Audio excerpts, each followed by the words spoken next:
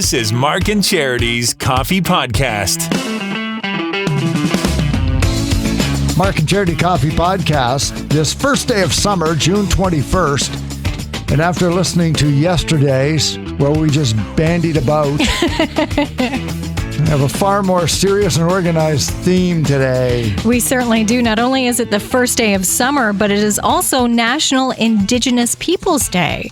It's a big day here in the country and right here locally as well. Some big events coming up over the next couple of weeks, actually into August even. Local artists having their work on display this weekend. In fact, there'll be a outdoor concert featuring local artist David Maracle. And we actually had the chance to sit down with David and talk about his artwork, not just the sculpting, which is beautiful, but his music as well. David R Maracle joins us this morning with Mark and Charity Mornings. Thank you so much for coming in, David. Take a rest there. We're going to run through your accolades and all of your awards before we talk, so we could be here a while. Let's get ready. Holy smokes. These are beautiful. I am just looking through this pamphlet that you handed me of some of your artwork. This is gorgeous. This is all stone? It's all stone and it's all natural color and it's all different shapes and sizes. How long have you been doing this? I've been carving since 1985. Wow. Mm-hmm. And people in our area may be very aware of it because of work you've done with the Quinte Arts Council and beyond. What I don't think people realize is how global your talents have been enjoyed. Share a few of those stories with us. Well, it's been an honor and a pleasure to be asked to go overseas to different countries. My last tour, music tour and art tour, was in Pakistan for a month, and it was absolutely beautiful how our music and culture was received there. And the similarities was beautiful, the way everything unfolded with the music. And I actually got to play with some very prominent artists there with sitars and tablas, and it just seemed to fit well with what I do as well. Because yes, along with the sculpting, we should mention that you are quite an accomplished musician as well. Give us a list of instruments that you play. The main instrument I love to play, and it's the Native American love flute, the indigenous love flute. So it's something that's really dear to my heart because it's easy to transport and it's easy to blow my breath through that piece of wood and make beautiful music with that. And I watch people as they listen because the sounds are very soothing of the flute. So I actually do the flute first, then I'll grab some stringed instruments and add them in there for some coloring, lots of percussion. I play a hang drum that comes from Switzerland. Huge story behind how I received that drum. But I play the didgeridoo after performing at the Sydney Olympics in Australia. I decided to add the didgeridoo to my collection as well, so that adds another element of surprise. Well, I was going to say, as you travel and begin to see other instruments around the world, you would gravitate to it because so many of them are not interchangeable, but once you can become very good with your flute, for example, the variations on the other just give you a different sound. Absolutely, and it's like when I travel abroad or even home when I'm playing, and now that we're seeing lots of multicultural events happening around us, it's just beautiful to have an instrument that represents that particular nation that might be in the audience, so they can relate and be pulled into the music in a very intimate way. And you're going to do just that coming up this summer. You are part of an event taking place in the county. Now, your artwork will be on display between July and August, but you'll be performing an outdoor concert June 25th. Yes, I will. And it's at the Macaulay Heritage Park. Part of the Revel, celebrating diversity, an event taking place in Picton. And do you know what time you'll be performing so we could throw that in there? I believe that time is 1 p.m. Okay. So people can travel to Macaulay House and see you perform. And then, as I mentioned, your artwork, they can see some of these pieces on display. Yes, and that will be on the 22nd, the opening night of the Indigenous Fine Arts Show. where you'll find paintings, sculptures, and other collectibles being held at the Macaulay Heritage Park. It's going to run July 22nd to August 11th at Macaulay Heritage Park House this summer. This is all part of Indigenous Peoples Day and Month in Ontario. And you have, as you wrote and prepared for this, something that I think you have to say out loud because it is tremendous, that as well as your talents that you share around the world, you have a very special affinity to ensure that young people who have these same talents mine them, and you want to inspire them to follow the path that you have. Yeah, the more we can get the beauty of our culture and heritage out and to let people understand that we definitely need to be caretakers over what creators allowed us to have in our life. It's important that we always write about these things, paint these things, sculpt these things, keep it in the public eye so everybody can enjoy our heritage and our responsibilities to Mother Earth and how we need to take care of things. So to really embrace this, if they feel they want to be creative or they need to be creative, then do it. Find a way to do it. Absolutely. And we have to live by example, not just talk, but we have to be out there. And I try to get pieces out in the public eye, and I love performing, and every once in a while I'll bring some of the youth or somebody that's wanting to do these things up on stage to maybe do a little song with me or something. So that's it kind of helps them, and then their family's like, ooh, this is awesome. Right. Yep. But it builds their confidence and it will inspire them to continue to do that. Yes. So that's wonderful. And as we look beyond this summer, you talk about the stuff you've done around the world in the last 2 years has really been shut down. You're going to be doing a super lot of traveling. You got plans? I think my plans right now are to stay closer to home between Montreal and Toronto, Mississauga. So it's nice to be at home for a change. And, because a lot of people are always asking, hey, let us know when you're close to home when we can come and see a show. We'll bring the family and stuff. It's like, yay. I get to see my own friends and stuff for once. So speaking of being around here, you also came up because of the Junos were up. Congratulations on all the impact that you think you have on Canadian music. Well, I think it's important that we're out there and sharing our stories from our different territories because we all approach things different with residential schools and missing and murdered women and all these things that are on and have touched our people, and the residential residue left behind, it actually probably gives people things to talk about and to write about and to share and try to heal through our music and our words, and we call in our language Ganorunqua, that means love medicine. So we need to talk about these things and we need to heal these things. So if we can write and inspire people through our arts and music, it's a great way to let the world know that we're trying to heal and we're trying to move forward with everybody else that believes in us and around us, that we can do these things together with that love, that Ganorunqua. Okay. Has that really inspired you or brought forth more creativity with your music? Another album is what I'm getting at. Is there another one in the works? I think so.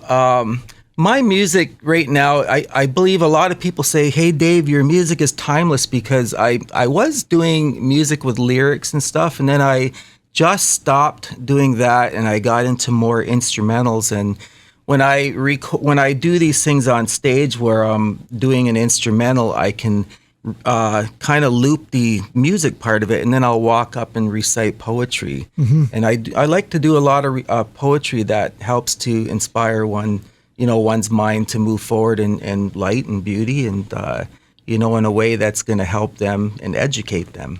Could also inspire others to just use your music as they recite their poetry.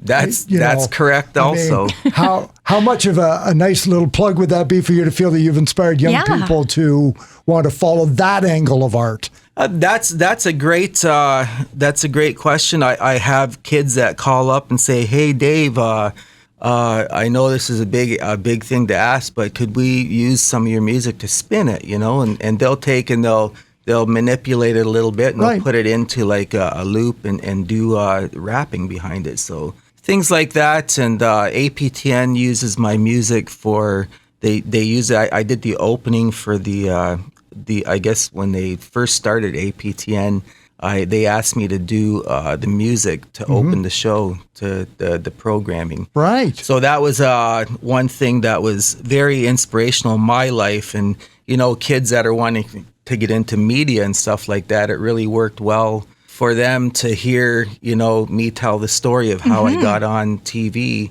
and using my things for commercials, documentaries, and things like that. You talk about healing, June, the month of remembering, and what do you hope comes out of it? What's your hope for the future for Canada, for the Indigenous people and society as a whole, that we make June a memorable one and a worthwhile one? What's your goal? What would you like to see? Well, my goal is to keep pressing forward again with the understanding that we need to get to know our neighbors. If you're close to a territory, get to know the culture, the food. I mean, we have so much to offer with the legends and the beauty of our stories and the history. And there's so many things that people don't know about that we hold on our territory, and the things that are passed down through our elders. That's how I learned, and that's how I was schooled, was by the elders and by the stories. This is why I chose the arts and the music to use as a teaching tool.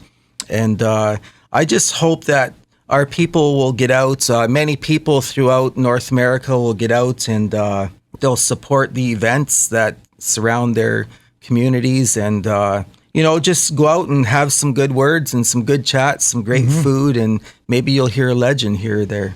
Well, and you mentioned stories, and you mentioned this right off the top, a story about the drum from Switzerland. Can you share that story with us? Oh my gosh. Because you said that was a good story, and it's a really been stuck good in my story. head now. It's like, well, tell us the story then. So cool things like this happen in my life, and it's like, this is the reason why I chose to do this type of thing in my life, because it just seems like when things unfold, it's meant to be. And I think Creator has made it so that I could do these things without having to hold any other job. And I find that what I do is not work. It's I tell people I haven't worked a day in my life because I love what I do. And this one time I was up in Toronto with a very beautiful multi-instrumentalist, a beautiful man that he's a conductor, a composer, and he hired me to come to his. I guess he was putting on the music awards. He was asked to be a part of the music awards, and his name is Donald Kwan. And he said to me, he says, "David, would you like to be a part of the music awards this year with me?" And I said, sure. And I was biting my nails and I was just sweating bullets. And when he asked me, because I don't read music, everything I play is from my heart. And all the instruments that I play, I've learned how to play out of my mind, and just watching others and sitting on the sidelines and seeing how things are done. So with that being said, I went up to a show that he was having held at the Museium in Toronto, a place that he created for all musicians to show up, and he collected instruments from all over the world. And I was up there one night, and I was at a show, and I laid my eyes on this thing called the hang drum from Switzerland. And I said, oh my goodness, what is that? The sound, I hit one note and the sound was so beautiful. So I said to my friend Donald, and I said, Donald, do you mind if I borrow that hang drum of yours? He says, oh no, you go right ahead, Dave. This is his heart. He's such a beautiful guy. He says, no, go ahead. And he had just got it. He only had it for a week. Yep. And I brought it home, and I had it for quite a while at the house. Was really enjoying the sound of it. And I was right after one of the music awards, I was sitting on my deck with a bunch of people, and I said to the girl beside me, I said, I'm getting tired. I think I should get off to bed because I'm recording at CBC Studio in the morning with Donald. And she grabbed my leg and she says, David, she said, you didn't hear what happened? I said, what? She said, Donald, we don't know if he's dead or alive. She said he had a heart attack. Oh my God. He was playing at Cops Coliseum in Hamilton. And he was playing a concert with a band, Derek Miller, which is another great Mohawk rock and roll artist. And he fell on the ground, and people thought maybe this is part of his show. He just finished his piece on the piano, and he fell on the ground. And people were like, "Wow, this is awesome!" Oh no! So somebody they looked and they could see that it wasn't something they should be clapping for, but something they should really be worried about. So they sent some people up and they checked, and he wasn't breathing, and they worked on him. They got his breath back, but he was clinically dead for 17 minutes. Oh my gosh! Oh wow! So this is the way. This story is so important because it's all part of our ancestral heritage and our culture and our beliefs. So when I found all this out, I told my wife and I told my friend. I said, I got to go to the hospital. I said, forget everything else. I'm on my way to Kitchener. They rushed him to the intensive care unit. So he's up there. I drive as fast as I could get up there. But before I went there, I packed up my traditional drum, my medicines that I use to pray with, and I get up to the hospital. And I said to the people at the door, I said, I need to get in and see Donald, and they said absolutely nobody other than immediate families allowed in. And I said, that's my brother. And they opened the door, and he's Chinese. They opened the door, and in I walk. It's like something happened that I was able to do this. So I get in there, and lo and behold, there's my buddy. He's laying there naked on ice, and I'm like, wow, this is crazy. And I looking at the monitor, and there's just barely life in his body, Wow. So I went over and I put my medicine around his body. And I picked up my drum and I put it right down to his chest, and I started to do a heartbeat, and I'm praying to the Creator. And I said, you know what? I said, I'm putting effort into my prayer right now. And this is what we teach our youth, is if we don't put the effort and that medicine and that love into our prayer, you might as well not pray, because it's just a waste of time. It's lip service, right?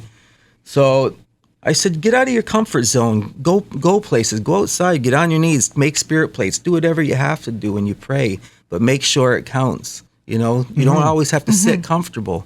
Get out there and show the Creator that you're willing to do these things, and that you're very thankful for the powers that's been bestowed upon you, that's been given you, And so I went up there and I started to pray and sing and chant, and all of a sudden I look over at the monitor, and there's little marks coming into the screen, like the little bumps of life and breath.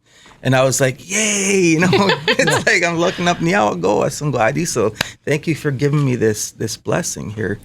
So after that, I left, and I felt good about being there. So I left the hospital and came home, and it wasn't, I kept up with everything, and he's starting to recover now. And I played in Toronto at the recovery center. He could hardly talk. He went back to like a 10-year-old kid with his talking, and his speech was kind of funky. But I went up and played a little concert with him at the rehabilitation center, and he plays viola. He plays every instrument too, and he'll actually be playing with me at the Macaulay House as well. Oh, wow. Yeah. So he'll be bringing his viola and tabla and stuff like that. Some of the instruments that I want to have there, he's going to be bringing them. I'll just have to ask, and he plays them all. So I had this drum, and he found out through some friends in Toronto. Somebody said, oh, David Maracle has that beautiful drum that you went to get in Switzerland. And the way he got this drum in Switzerland is he had to write a letter to the people that make these drums. And if you're fortunate enough that you've said all the right things and displayed the character that you are on this paper and put it in a letter and send it off, they open letters from all over the world and they read them. And if you're fortunate enough to be one that they select, they will call you, and you have to fly to Switzerland, meet them at the foot of the mountain. They take you up into the mountain where they made this instrument. Right. They tell you you're up there. He said he was there for 3 days learning and eating and hearing the stories of why they created this drum. And it's in a 528 hertz frequency, and it's known to heal people's hearts. And so when he came back to the house, he said, David, he said, do you still have my drum? I said, I do, Donald. What drum? Yeah, I wanted to say that, but I knew the Creator was watching. Yeah, exactly. So I said, yes, I do. He said, can I borrow it? And I said, can you borrow it? This could work out good for me. Can I borrow it? I said, no, that's your drum, Donald. His mind was not as keen as it used to be. So he said, can I borrow it? And I said, absolutely, take it, Donald. It's your drum. So he takes the drum home, and I get a call a couple weeks later, and he said, David. I said, yes, Donald. He said, I have good news and bad news. And I said, oh my God, what's going on now? He said, well, the bad news is I took the drum and I dropped it. And it's made out of different metals and aluminum and copper. And he said, I dropped it and it's out of tune. He said, but the good news is I want to give you this drum. And I'm like, oh my gosh, okay, I guess this is good news. And he said, I called up the people in Switzerland that made the drum, and he said, if I send the drum back, they'll repair it, and it's going to cost $800. Would you pay the $800? Because I want to gift this to you. I said, absolutely, because it cost him, I think, $8,000, he said. Wow. By the time it was all said and done, his trip and meal, all these things. So I said, absolutely. So he said, 2 weeks, it'll be out and then back. And I said, absolutely. So he called me. The drum came back to his place. He said, come up and get it. And I went up and he wrote on there, play this drum to the world and heal their hearts. Oh. Yeah. That's amazing. What does it look like? Is it handheld? Is it like a large bongo in my head? I'm trying to picture what it would look like. Here? Oh, did I give you one? No, it's it looks like a flying saucer with notes all around it. It looks like it's got a bubble in the middle, and it absolutely looks like what you would picture a flying saucer to look like, or a hibachi. Played with Played with what? Hand, stick? Play with just my fingertips. Just fingertips. Really? Okay. Yeah. Okay. Because I know of drums like that, but I've never seen that one before. Thank you. So now there's people that have bought them, and they're now making them all over the place. I know people make them. They were hoping that nobody would start making these, that they would keep the integrity of what they were trying to do with for sure. Yeah, you don't need to knock off. But people have bought them and copied them now, and I mean, they're doing a good job, but I just know that I have the original one, and it's stamped and it's signed and everything on the bottom from the makers. And it's it's a beautiful. And the intent of what they make is as important as the quality of the instrument. Absolutely. For goodness sake. Well, thank you for sharing that. That's quite a story. Wow. That and more, and to have Donald there on June 25th is a great gift. Yes. Yes. So makes it all that better. And I will have a traditional dancer. My son will be there dancing as well. Wow. And he lives on the Six Nations territory in Brantford. Yeah. Yep. It's incredible. Well, we thank you very much for coming in, all part of the Mark and Charity Coffee podcast for the month of June, particularly for the day on June 21st and for your concert on June 25th. And if you want to see any and all of the art, it will be at Macaulay Heritage Park House, July 22nd to August the 11th. David R Maracle, multi-Juno nominee and artist to the world. Yeah. Thank you so much for coming in. We appreciate it. Thank you. Thank you. Thank you so much to David, and we wish him all the best in his world travels and everything he's doing around this community. That was just, I think, the very tip of the iceberg. We could sit down and spend a day with him, and the stories that he would have and share. I have a feeling that was only like the very, very give a 4-hour podcast. Tip of his knowledge and what he's experienced. Yeah. So check that out and enjoy it all summer long. And by all means, make sure you hit that concert and enjoy it on the weekend. It's Mark and Charity Coffee Podcast. Wherever you get your favorite podcast, that's where we will be every day up by 11 o'clock in the morning. Tomorrow for Wednesday, we've got Ian Thomas on the show and Lunch on the at podcast. Allen's, yes. You're going to be in town. You can win tickets with Galaxy of Games. And we're going to talk to Louisa of Belleville's BIA because Downtown at Dusk is coming up. I'm so excited to see this back. Yeah. It's a celebration. Summer, of course, as we mentioned, first day. It arrives today. So to celebrate, they're shutting downtown essentially down. They're blocking it off. And we all get to go and enjoy. So that'll be on the podcast and on the show tomorrow morning. We'll talk to you then.